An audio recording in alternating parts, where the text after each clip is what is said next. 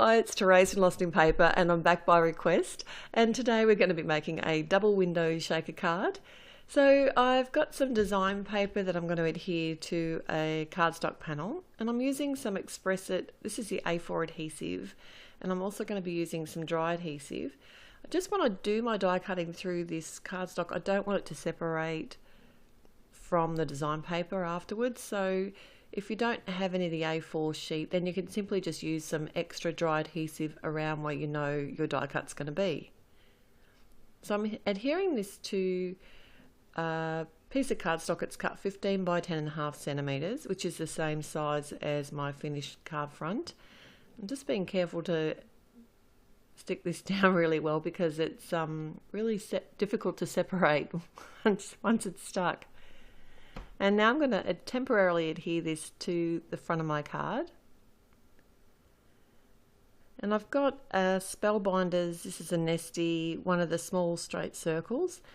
And I'm using my grid lines on my mat to make sure that I line it up nice and straight near the top of the card. And I'm making sure to leave a little gap at the top so that I can put some foam behind there to fill my shaker.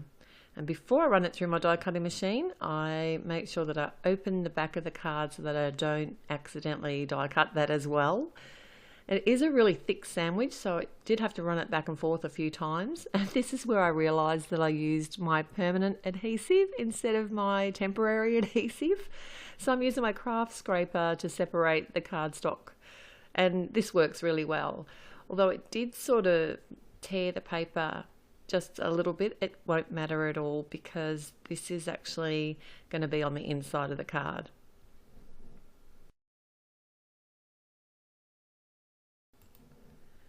So I've got two pieces of acetate to cover my windows because I've got two windows, and I put it on the reverse side of my panel and then on the actual front of my card. So that's actually going to end up being sandwiched within the foam. You won't see it at all. And then when I put my two pieces of card together, you can see through. So the image that I've got today is a mama elephant. She's from In My Heart. She's an older set now, but still really cute. And I'm going to colour her with some Prismacolor pencils, some Gamsol and blending solution. I'll list all the colours that I use over at my blog, and I'll be right back when all the colouring's done.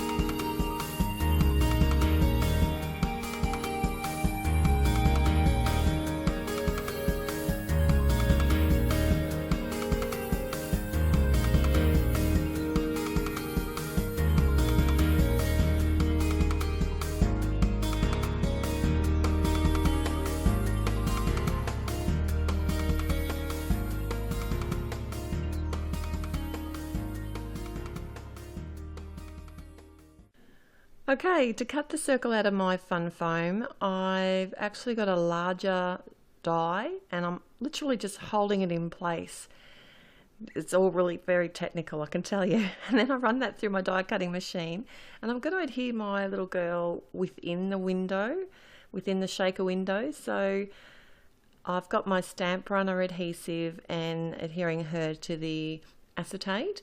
I'm also using my stamp runner onto my cardstock. It works heaps better. It actually doesn't adhere very well to the fun foam. So by adding it to the cardstock, I know that it's going to hold so much better, especially with those sequins in there. So I'll pop that in place, and then I want to add some design paper within my card, and I've chosen a really pretty floral paper. It's an Echo Park one as well, from a paper pad called Splendid Sunshine. And I'm literally just covering the whole inside of my card. And I reckon if I write on this, you should be able to see it. I could always put a piece of paper on the inside to write on if I wanted to, but it would have to be below the window. And within my window, I'm adding some pretty pink posh sequins, some green and yellow 4mm and 6mm, and also some white seed beads. I thought they were a bit of fun as well. And to test it, I simply just hold it in place and look at it. There's nothing technical there. I always struggle to know how many sequins to put in a shaker. And I use my stamp runner again to adhere the top panel. And for my sentiment, it's from the Penny Black A Sweet Day set, and I've got my Onyx Black ink and simply just stamping out Happy Birthday. And I decided to cut this down, and then I'm popping it up just on a piece of scrap fun foam. I'm a little bit fun foam addicted here at the moment, and I don't like to waste all those little bits. I decided to add a snail from the set. Because this is a little girl's card, I thought it'd be really cute to do that. And I also did add a couple of other sequins, and you'll see those in the still pics at the end. But thanks for joining me today. I've had heaps of fun. So till next time, happy paper crafting. Bye.